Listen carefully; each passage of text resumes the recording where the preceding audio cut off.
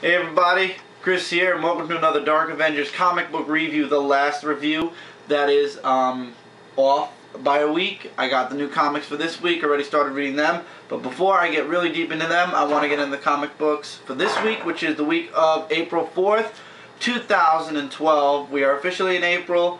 The comic lineup on this review has changed. It is now Independence, DC, and then we're going to conclude everything with Marvel. A lot of stuff's going on this weekend, I believe. I'll mention this in the next review also. Chicago Comic-Con's going on. A lot of talking, a lot of panel talks about what's going on in Amazing Spider-Man, Avengers vs. X-Men. The Spider-Men have been revealed to be Peter Parker from the regular U and Miles Morales from the Ultimate U crossing over. Still going to get it anyway just to see what's going on there. Gambit has been given his own, it's been teased that Gambit's getting his own series come August. Lots of good stuff coming out of Marvel, and DC still sticking to their 52 with a few little announcements here and there with nothing really to talk about. There's really nothing new except Superman's costume, which was mentioned I believe a week ago, where it can generate up and generate back, and it's like one of those weird, I don't know, but Beast Boy showed up in the Teen Titans book, or Superboy. No, I believe it was the Superboy book finally. Spider-Man 1991, Spidey mentioned it, and he's not green anymore. As far as I said, I wash my hands of most DC comics, so I have no comment on Beast Boy at all. So just letting you guys know, there's nothing new for DC. They just keep sticking to their new 52 with their new 6, and Batman, the Court of Owl thing is going on. That's basically all I can give you guys from DC. So let's get into the comic books. We're doing Independence first. Dynamite Voltron Year 1 came out. Artwork is beautiful. It's before the Voltron Force became the Voltron Force. This is when they were working for the Galactic Guardians, and Sven is the leader for now. I believe he's going to be the 6th pilot from the original series. Give you guys some looks at the artwork. Story's really good, great beginning. Sven's questioning his leadership capabilities, and then at the end of the book, they're actually put to the test, and he actually does not know what to do next. It's a good story. I don't want to spoil too much of it, so I'll just let you guys check it out for yourselves. Here's some good artwork, top panel. Also, Grant Morrison's got a Dinosaurs vs. Aliens book coming out that looks mildly interesting, and in 2 weeks you'll be seeing this book. I got the first issue just to see how it is. Is there any other good artwork? And you'll be seeing this book in 2 months or something, whenever it comes out. Yeah, beautiful artwork.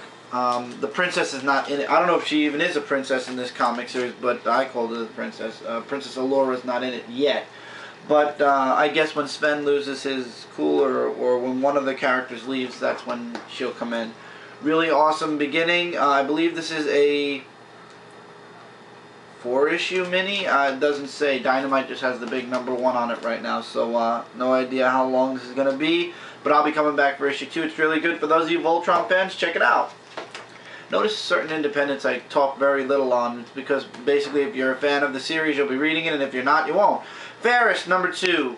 Continues the story. Now we're getting backstory on the princess that's on this cover. That's the main gist of the middle of this book. A lot of people were saying, you know, you get thrown in and you want to know more about the princesses. The first issue was all about Alibaba. This issue, they're running from the Ice Princess. And while they got captured towards the middle of the book, I love the way they do the pages here. The Lamp Imp actually talks about the story of the princess. Beautiful, beautiful artwork, as always. This is magnificent artwork. If I ever can, I will be. I have the first 2 issues, the trade paperbacks of Fables. I will continue it. I know there's really no spoiler, but here's the last page. Beautiful artwork. Beautiful artwork. And so he's telling the story. He gets interrupted when they are left in front of the Ice Queen, and she still says, no, keep talking. I want to know what happens next. To be continued. Really good. I'm highly enjoying this series, and I can't wait for the next issue. I actually really would like to jump into Fables. I think I might after, I believe this month's, April's issue is the last part to a story arc, and then I could jump in on the I'll try to jump in on the next story arc just to see if I can do it, because I just dropped a huge amount. Between this week, the week that I'm doing this week the 4th, the week of the 11th, and next week, I've dropped so many DC books and am dropping so many DC books that I'll have ample space for more independence. You guys will see, because you'll see how small this pile of DC is and next week's is. So Fariest is really, really good, guys. I would absolutely recommend checking it out. Really quick, Infestation number 2, 30 Days a Night one-shot. It was okay. I'm not a huge fan. I'm just a completionist. I'll show you guys some artwork just for shits and giggles, but I'm really not too much of a fan of this, so I just got it to complete the series. I really didn't read too much into it. This is the one issue, if anything, that I could give two craps about. I just bought it so that I'll have the complete set. I also have the last issue, which I'll be doing for this week's comic book review. Didn't read it yet, though, but yeah. All comes to a head, and next issue is the last for Infestation 2. This one didn't... Infestation 2 just didn't grip me as much as Infestation 1, but we'll talk about that later. This is a second printing, because I could not find the first printing anywhere, and the second printing's ink sucks, and you'll see when you see the cover, you'll see my fingerprints all over it.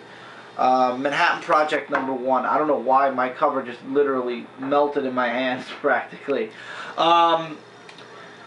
It's about a scientist who joins the Manhattan Project. Turns out the Manhattan Project is a secret, like, they have secrets in the Manhattan Project that they're keeping from mankind. Japan attacks them, and while this is going on, there's a story about two brothers. One brother who's completely nuts, and the other brother who's a brilliant scientist, a great man. And long story short, spoiler here, in the end, the crazy brother kills the smart brother and does stuff to him, and now they're basically one. And basically the scientist or professor joins the Manhattan Project, and that's the end of the first issue. And it's really, I like the picture in the beginning, in the end of the book. I enjoyed this enough. I'll give you some examples of artwork. Here you go. Really good. I'm gonna stick around for the next issue. When we did the Avenger cast this Thursday, there were two other books that were thrown in, that was thrown out during the cast that I'm actually looking into. I'll be getting that in 2 reviews. Not this weekend's review, not next weekend's review, the review after that. It's Rage More and Whisper. Both of them have 2 issues out, and both of them I'm gonna probably just OD on reading just to get you guys some. Because there are a lot of good number 1s that have come out. One is from Dark Horse and one is from Image. So highly recommend checking out Manhattan Project. Hell yeah, number 2. Story continues, and finally we get more intel on what's going on. It turns out somebody's trying to kill Ben from all the timelines. And this girl that shows up at the end of the last issue, I'll wait till you're done, actually turns out to be his girlfriend from an alternate reality or whatnot. And you get the backstory on her, how her Ben died, and then in the end, I'm not spoiling it, but wow, when you find out who the person is that's killing all the Bens. I'll give you guys a hint. It's somebody close, somebody I mentioned it could be back when I reviewed issue 1. And the last panel is his girlfriend saying, I don't know who, but when I find this person, they're dead. I'm gonna kill them. And some examples of artwork is right here. Okay. And then of course Free Comic Book Day is starting to be mentioned. First Saturday of May. I'm gonna love Free Comic Book Day, but unfortunately I won't be going to Free Comic Book Day. I'll be getting my comic books from order because I don't have a comic book store near me, and I'm not traveling all the way into the city. Speaking of drops, Red Lantern number 8. A lot of people said, damn, you lasted longer than I did. The story's just dragging on and dragging on and dragging on, and we're still in the same story arc. And the only thing that I can say that has developed in the past 8 issues is a human being is a Red Lantern. He can control himself a lot better than the Red Lanterns without having to be cured by the Red River or whatever. And yeah, the Red Lantern breaks. In this big spoiler, the Red Lantern breaks, and now the Red Lantern Corps is in trouble. To be continued. Yeah, And Krona's skin was used for these people, and none of it makes sense at all, to be quite honest. Guy Gardner's trying to get more intel on the human Red Lantern, and yeah, no. I had high hopes for this series. I was talking to Audrey during one of the breaks during the podcast, and I was saying, you know, in my opinion, out of all the Lantern Corps, they should have done, DC should have been smart and done a one-shot of each of the corps and checked which corps sold the most books, the most one-shots, and then made an ongoing series. Because no offense, I would have rather have seen Blue Lanterns instead of Red Lanterns, because no offense, there's really not much you can do with the Red Lanterns to begin with, let alone, I don't know. I would have liked St. Walker's story better, but then again, with everything that's going on nowadays, I don't know. I don't know what's going on. Well, anyway, let's moving forward. Justice League International number 8. It's holding me for now, but to be quite honest, I don't know how long it's going to, I don't know how long I want to hold on to it. I mean, I love Dan Jurgens' writing. I love Dan Jurgens' work. Sorry about that. There was an interruption in the background. But I think Batman's leaving. Batwing's taking his place. They find out more intel about the people that were attacking them, and it turns out they're not human. They're actually metahumans. And here's the shot of the three of them. Artwork is very nice, though. I will say that. So Batman brings Batwing in. The people at the hospital are like, you know, you guys are a danger. Get the hell out of here. You know, you're attracting trouble, and there are sick people here. That stupid woman from the UN shows up again and threatens to end them all if they continue to work as the JLI. And then, huge spoiler, but I'm happy. This is why I'm not giving up the book just yet. Last few pages, OMAC shows up. Next issue is going to be all about OMAC. Here's the next issue cover. So I'm holding on to JLI. JLI and Michael's keeping JLD for now. Those are the only Justice League books that we're holding on to. Hopefully Batman will stick around with Justice League International, but I have a feeling if Batwing's going to join JLI, that means Batman's probably goodbye. So I'm not too happy about Batwing. Batwing is once again one of the comic books I thought never should have made it to the light of day when it comes to the New 52. OMAC's edition, though, overshadows and covers over any kind of Batwing joining. So I'm looking forward to the next issue. Dan Jurgens is an awesome writer and even awesomer artist. He's got both going on. He's really awesome. So I'll be sticking around with JLI. Another book I'm staying with for now, Animal Man number 8. They get attacked by the Rot, and Maxine tries to fight back, and she doesn't succeed at all. But she apparently has the ability to transfer herself from her body to another animal body, and then transform the animal body into her. Yeah, creepy, right? So in the end, basically, Animal Man decides he's got to face the Rot head on, and he leaves his family behind to attack the Rot. And I'm going to leave the last pages for you guys to figure out what happens. But basically, this happens towards the end of the book. And the ending is kind of a shocker that, once again, you gotta be reading Animal Man to understand what's going on, so I won't tell you what happens in the end. But this was a really awesome book, and I'd absolutely recommend it. The only book from DC this week that I could say did better than Animal Man, of course, Swamp Thing. Swamp Thing number 8. Alec Holland is officially Swamp Thing now. Swamp Thing goes to the heart of the Rot as well. And he's fighting to get Abby back. And he tears into... Everybody's in shock, first of all, that it's the Swamp Thing that made it.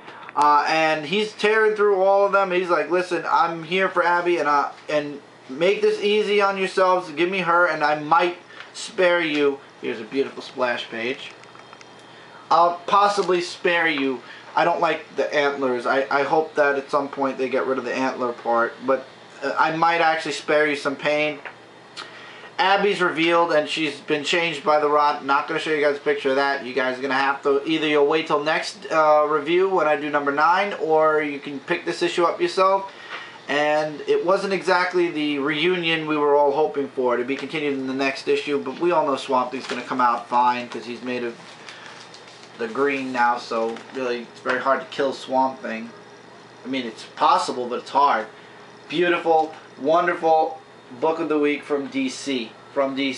Why do I say book of the week from DC? Because now we're going to go into Marvel, and Marvel actually has the book of the week, and you guys are going to see by the end of this. Venom number 15.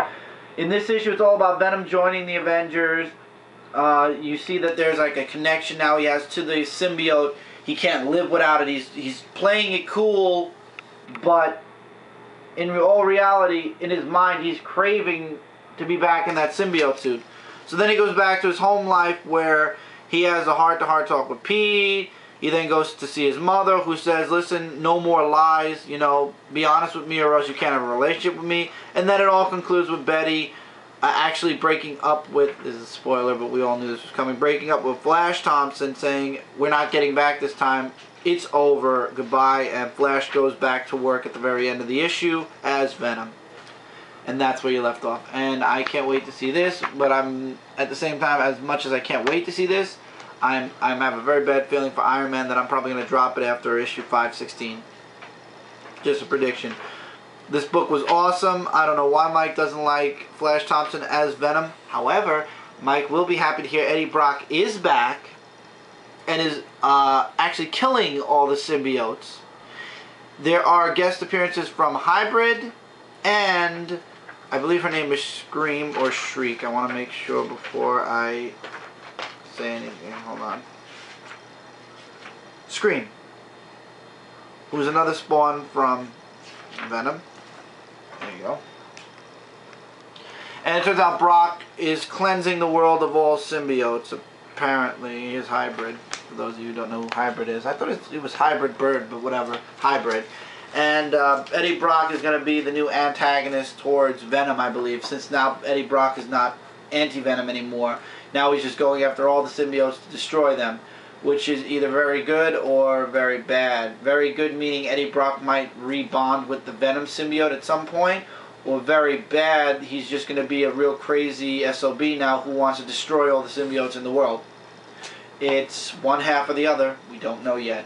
That was Venom number 15.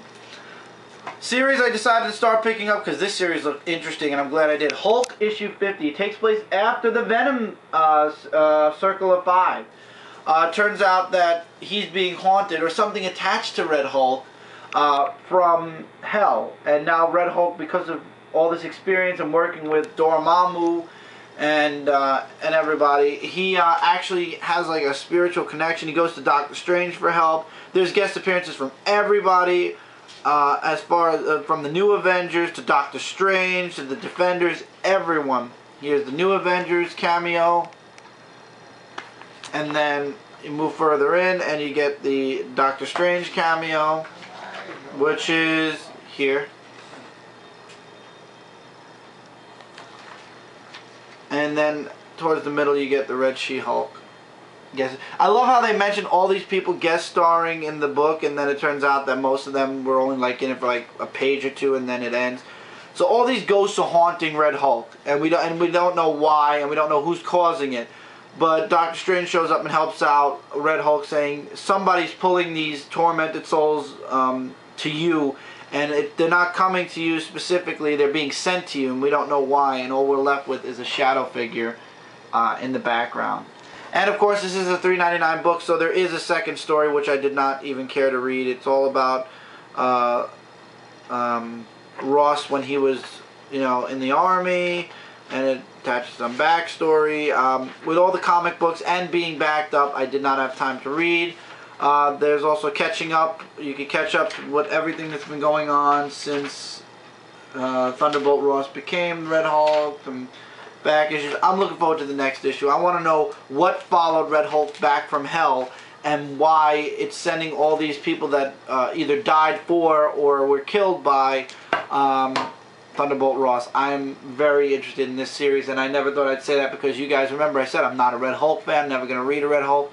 This book got me interested enough to say, okay, I'll pick up the next issue. I will be continuing the Incredible Hulk for one more story arc because the Punisher is involved with the Hulk in the next story arc, so I'll be holding on to it for Mike mostly. But I think after that it'll be the make or break it for me. Pendulum issue, Wolverine and the X-Men, Alpha Omega. Quentin Quire goes into the game to try to save Wolverine and Armor. He's explaining to them that this is a construct, you know, you're really in a school, and I'm trying to get you guys out because I can't figure out what's going on. It turns out his own mind goes against him at some point. His subconscious really must hate him. I love this separate artwork. One side is Wolverine, and the other side is the Berserker, because Wolverine was taken out of his body. So basically, when Wolverine's out of his body, he's the Berserker, and that's a creepy picture. I'll tell you what. That's a very creepy picture. That's a picture that makes nightmares up. But anyway, they're trying to help Wolverine in the regular world while Quentin Quire's trying to save him in his own mind. They find Armor, who's out cold, and long story short, at the end of the issue, there's a button that either restarts everything or will end the game and save everyone, and we don't know because that's where they leave you off. I just hope Wolverine comes out of this with all his memories intact, because this is going on in Wolverine's mind. I hope this doesn't erase all of his past again. I just have this weird feeling, because there are ramifications, they say, at the end of this mini. I just hope that's not one of them. So that's Alpha and Omega. Okay, let's see how it ends. Wolverine and the X-Men number 8 returns to its artwork of oh yay-ness that you have to get used to. Wolverine needs to fix his legs because of what happened in the previous issue, and Beast has this machine. He used to have this machine that could change the molecules in his adamantium to make it fixable, but his machine is broke. But before that, we have Sabretooth working with Cade Kilgore, aka the Hellfire Club, and they want to know how to strike at the heart of the X-Men to destroy the Jean Grey School of Higher Learning, and they think it's Beast. So Sabretooth goes after Sword, and Beast goes to Sword to find some parts for the molecular changing machine thingy, and it ends up being a Beast versus Sabretooth moment, while somewhere else Angel and the students go off to the casino where this all happened to Wolverine's legs. And yeah, they bust through the casino and to get the molecular device, and Angel and Genesis have a moment. AKA, don't forget, this is Archangel and Little Apocalypse, and they say we should actually find our purpose out together, which, yes, that is definitely leading into a future story arc for those of you who are a little slow on the uptake, because I thought about it for a while and I'm like, oh god, this is leading into something with Genesis and Apocalypse in the future, and yeah, it probably is. So they get the molecular change device, Wolverine's legs will be fine, and it turns out Cade Kilgore finds out that the heart of the X-Men isn't Beast, it's the students, and they're like, who are we going to stab out next? Next issue involves Avengers vs. X-Men, so we're going to have to wait till after Avengers vs. X-Men to see that story, if that's the next story they so choose to put on Wolverine and the X-Men. Love the story, not a fan of the artwork. I hope that Bocello leaves Wolverine and the X-Men at some point, maybe after Avengers vs. X-Men. Daredevil issue 10.1. I knew I was going to forget the name. The Blacks, fudge, when Mike's done scanning. I knew I was going to forget the name of which group sends this person after Matt Murdock. Always. Black Spectre. God damn. Black Spectre breaks away from the group and sends somebody after Matt Murdock to get the Omega device. And with that, we'll be right back. Bell's ringing. I don't want to cut the part off here, so we'll see you guys in the next part. See you soon.